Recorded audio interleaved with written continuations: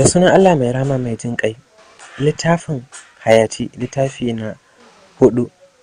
Wani karamin kit ta ɗauko na kayan kitsanta.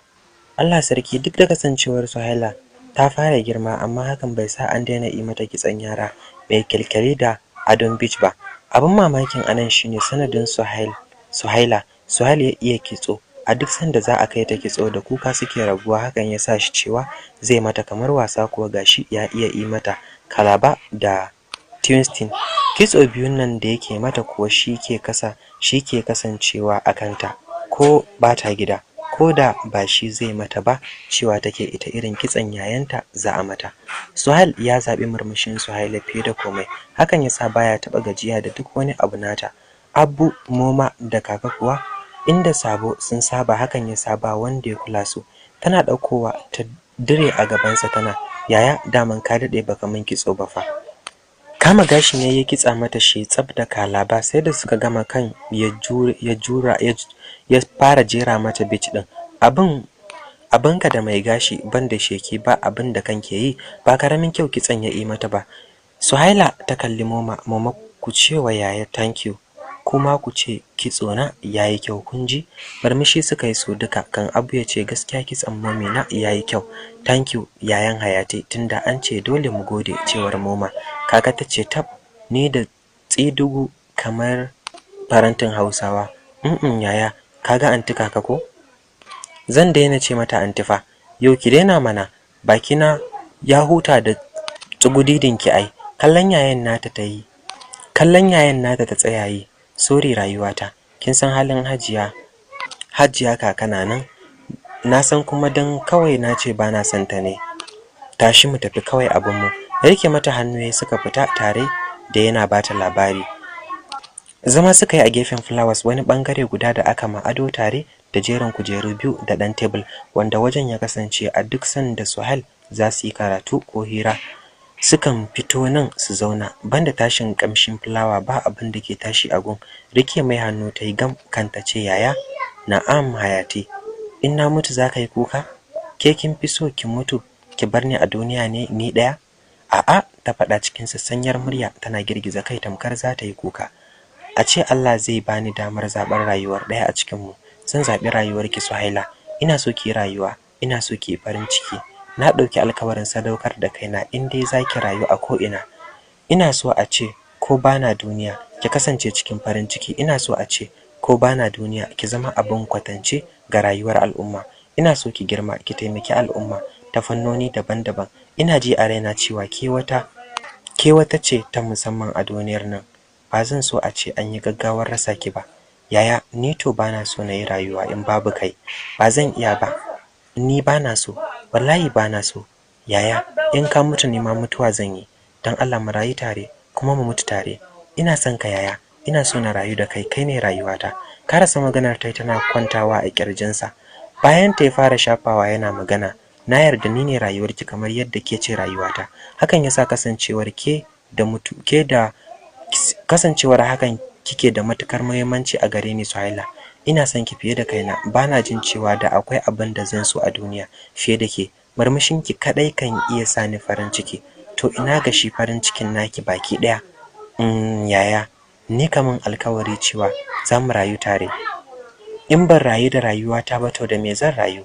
Insha Allah za mu rayu tare har ƙarshen numfashi na Hayati. Kare ki kankame shi tayi tana faɗin thank you yaya, ina son ka. Wasa-wasa hutun Soyayya ya kare ta koma makaranta, amma dai ba boarding ba. Soyayya ke kai ta kuma ya ɗauko ta a kullum. Safiyar yau gabaki ɗaya jikin Soyayya ba ƙwari. Yaya, ni kamar kar na je school ɗin nan. Hayati, saboda me? Ban san ki da haka ba. Ban san ki da haka ba fa, kuma bana so yanzu ki fara. Mu je kin ji, ga chocolate ɗinki. Barmishi ta karɓi chocolate ɗin tare da faɗin thank you yayan Hayati. Dariya yayi yana lallai fa antin yayanta. Suna isa school kamar kullum har ta tafi ta dawo tare da yi masa kiss a fuska. Bye bye yaya, miss you. Ka kular min da kanka kaji, ina son ka. Har ta kara tafiya ta dawo. A sanye ta ce da gaske ina son ka yayana kaji. Murmushi ni ma da gaske ina son Hayati na. Miss you more. Sai da ta shige class kan ya wuce office. Amin sai da ta shige class kan ya wuce office. Karfe 10 cib gaban Suhail ya fara faduwa. Yana bugawa cikin sauri ba wanda yake tunawa sai Hayati. Kin motarsa ya dauka kawai zuciyarsa yana jin bukatar ganin kanwarsa yanzu. Kiran wayar da aka yi ya tsaida shi. Daga school din su Suhaila ne. Kara wayar da zai yi a kunne aka ce sorry to say sa Suhail. Sorry to say Suhaila an yi admitting ɗinta a asibiti dake cikin school. Wani irin jiri ne ya fara ziyartar Suhail. Nan da nan hankalinsa ya fara gushewa, fita yi kawai cikin sauri ya nufi motarsa. Firgita yayi cikin sauri, masu gadi sai da suka firgita ganin hakan, domin kowa ya ga yanayin da Suhail ya bar asibitin ya san ba lafiya ba. Tuki yake kawai cikin sauri ba tare da ya lura da titin ba. Yana isa school din fannin asitin kawai tafiya yake kawai, amma hankalinsa san baya jikinsa. Kan ya karasa ya ciro wayarsa tare da kiran Abu na amsawa ya ce Suhaila. Daga nan bai kara faɗin komai ba. Daga nan Abu ya fahimci cewa akwai matsala. Gida ya nufa kawai tare da ɗauko Moma. Kuka Moma ta fara a motar tana faɗin shikenan asirinmu zai tonu wallahi. Me yasa? Wai me yasa abin nan zai bayyana yanzu ne? Na shiga uku. Wallahi ba zan iya rayuwa babu Suhaila ba. Ka sani. Ta kara fashewa da kuka. Abu driving ɗinsa yake kawai ba tare da ya ce komai ba, illa raɗaɗin da zuciyarsa ke yi masa. Moma ta ci gaba da magana. Da gaske farin cikin gidanmu ya zo ƙarshe? Gwanda mun mutuwa da wannan rayuwar. Ba zan iya ba, na faɗa ma ba zan iya ba. Duk ɓoye sirrin nan da muke a yau ya zo ƙarshe. Komai ya zo ƙarshe. Komai zai tarwatse. Farin ciki ya tafi. Suhaila ɗin ta tafi. Tamkar Suhail ya tafi ne. Na sani shikenan. Abu zan mutu.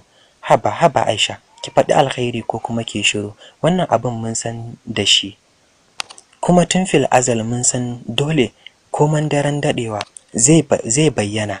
Fatan mu kawai Allah ya dube mu sannan ya bamu ikon cin jarabawar nan. Ni godiya ga Allah mu kara a kullum domin yana tare da mu. Suhail na shiga likitan ya tare shi domin su yi magana. Sam gabaki daya ya kasa zama kuma ya kasa nutsuwa. Suhail ka saurare ni. Rayuwar Suhaila na cikin hadari babba fiye da tunanin mu duka. Ko zan iya sanin sunan maganin da take sha a kullum? Cewar Dr. Umar. Suhail ya shiga rudani domin sam bai san wani magani da Suhaila ke sha ba fa. Dafa kanshi yayi, can kuma sai fara tuno lokacin da Mama ke bin Suhaila tana fadin ta zo ta sha magani. Yaya, kaga Mama ko? Kullum da safe sai ta bani wani magani. Ni bana so, ka ce mata lafiya ta kalau. A lokacin Suhail tunaninsa bai basa ya bincika ya ji maganin meye ba, domin ya san Suhaila da kin magana. Muryarsa na rawa yake faɗin, sai dai Mama suna hanya, amma dan Allah karka ce min Suhaila ta mutu ko za ta mutu. Ka faɗa min me ke damunta, ko ma me ni zan yi in dai za ta rayu. In za a iya cire rayuwata a sa mata doctor, ka cire ka sa mata, domin ba zan taɓa iya numfashi ba tare da Suhaila ba. Da mamaki likitan ke kallon sa. Karka ce min baka san me ke damun Suhaila ba. Abinda mamaki to a gaskiyar lamari, koda kai baka da masaniya, iyayenku sun sani. Suhaila tun tana jinjira, alamu ya nuna tana da matsalar wata cuta wanda tana girma. Cutar ke girma a jikinta, sannan duk sanda cutar ta fara bayyana za ta konar da jinin da ke jikinta ne kaf. Haka kuma babbar matsalar ita ce ba za mu iya yi mata magani ba har sai wannan cutar ta girma, kamar yadda girmanta hadari ne ga rayuwar Suhaila. Haka ma cire ta, domin kuwa za a yi wuyar samun mutum da zai bada abubuwan da muke da bukata, ko da ta kuɗi ne kuwa. Wata irin gigitacciyar zufa ce ta fara ketowa Suhail. Doctor kamar rai, ka faɗa min ko meye ne zan yi. Na faɗa ma zan iya komai kan Suhaila. Ka faɗa min likita. Akwai buƙatar ɗiban jini mai yawa a jikin wani domin sanya mata, sannan kodar ta ma ta taɓo. Ana da buƙatar dasa mata koda. Gwanda koda za mu iya samu cikin sauki, amma jinin can da ka ji na ambata ba karamin matsala bane, domin da yawa muke bukata. In dai mun yi nasarar cire mata wannan ciwon aka sanya jinin tare da kodar, akwai yiwuwar ci gaba da rayuwarta, amma ba ni da tabbaci. Allah ne kadai masani. Na amince jini na ɗaya ne da na Suhaila. Na san zai mata, kodar ma a cire kada ka damu da rayuwata ko da a ce zan mutu garin hakan kai damuwata kawai Suhaila ta rayu kuma kamin alkawarin ba za ka sanar da Abbu ko mama ba. Ina so hakan ya kasance sirri tsakanina da kai. Suhaila rayuwata ce ta wace. Suhail ka nutsu ka saurare ni. Wannan abin fa ba wasa bane. Akwai hadari tattare da shi. Dan haka kai hakuri amma ba zan iya ba. Rike hannun likitan yayi yana faɗin dan Allah kar ka min haka. Ka taimaka ka ceto min rayuwata. Yana da matukar muhimmanci. Ko nawa kake so nayi alkawari zan bada. Moma da Abu ne suka shigo cikin firgice. Dr. Umar ina Suhaila? Ya jikin nata dan Allah ka ce min da sauki cewar Moma. Kan doctor yayi magana wata nurse ta shigo nishi take. Ta ma rasa abin faɗi da kyar ta iya cewa doctor Suhaila ta mutu. Daidai lokacin Suhail ya faɗi a wajen.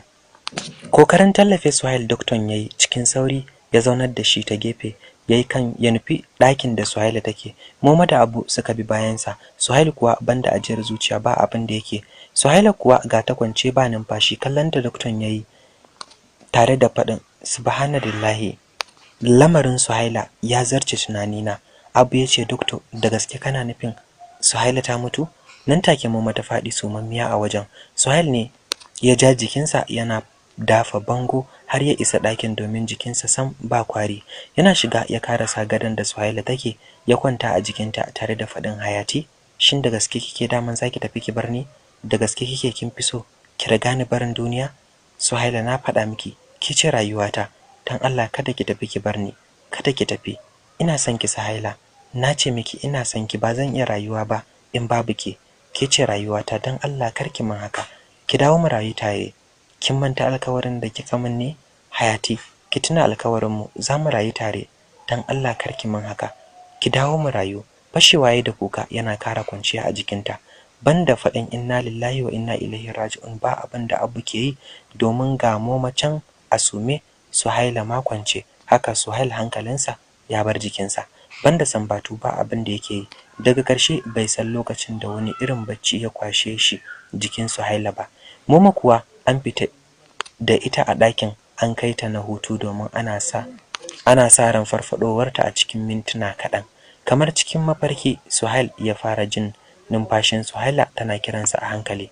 A birgice ya farka da mamakinsa kuwa tana numfashi amma ba ta kiransa. Da gudu ya fita ya sanar da doctor, da mamaki kuwa doctor ya tarar da Suhaila na numfashi. Suhail ya rike hannun doctor tare da faɗin Umar dan Allah ka taimake ni, ko da ni ba zan rayu ba Suhaila ta rayu. A cire ko me nawa a sa mata, kuma kaman alkawarin cewa ba za ka sanar da su Abu ba. Ba yadda doctor ya iya domin ya san shakuwar Suhail da Suhaila. Hakan ya sa shi amincewa domin yin wannan aiki mai tattare da babban hatsari. Ba tare da su Abu sun sani ba aka fara shirin aiki. Suhail ya sa hannu nan take aka shigar da Suhaila da Suhail ɗakin operation. Moma na farkawa ta kalli Abu. Ka gane ko? Wai da gaske Suhaila ta mutu? Da gaske ne? Dan Allah ka ce min karya ne Abu, kaji? Shikenan asirinmu ya tono, farin cikin ahalinmu ya tarwatse. Zan mutu, ni ma na san mutuwa zan yi kawai. A'a Aisha, ki musu addu'a duka, wannan kaddarar mu ce. Kuma kada ki sabo wa Allah, ki gode masa. Ya kamata mu kasance masu yi godiya a kullum. Shigowar doctor ne ya katse su yana faɗin abin mamaki, abin al'ajabi. Suhaila na raye kuma insha Allah a yau za mu yi maganin wannan lalura tata, domin yanzu haka an yi nisa wajen yi mata aikin. Tashi Moma ta yi ta zauna tare da furta alhamdulillah, Allah mun gode ma. Abu ya ce to doctor Suhail fa ya sani? Doctor ya yi shiru can kuma ya ce yana ma tare da ita yanzu haka. Abu ya kalli Moma, yanzu abu mafi muhimmanci shine mu yi alwala mu yi sallah domin nuna godiyar mu ga Allah. Daman na faɗa miki Allah na tare da mu kuma shi zai yi mana magani. Kin ga komai ya zo cikin sauki ko? Marmashi kawai ta yi tana mai jin daɗi a ranta. Zuwan wani attajiri ne ya tsaye da su tare da faɗin dan Allah ku kai ni. Zuwan wani attajiri ne ya tsaye da su tare da faɗin dan Allah ko kai ne Alhaji Muhammad? Abu ya amsa cike da mamaki. Murmushi wannan attajiri yayi kan ya ce na san za ka yi mamakin gani na ko, amma kafin nan ina Suhaila? Ina fatan tana cikin koshin lafiya dan naji an ce sanadinta kuka zo asibitin nan? Wani irin kallo Abbu da Muma suka ma juna, ni ko na ce an zo wajen. Allah sarki, wannan kenan, duka duka wannan ma anan zan dakata, sai kuma haɗe a cikin littafi na gaba kuma na karshe dan jin yadda zata kaya na kuɗin Salma, kuma huta lafiya.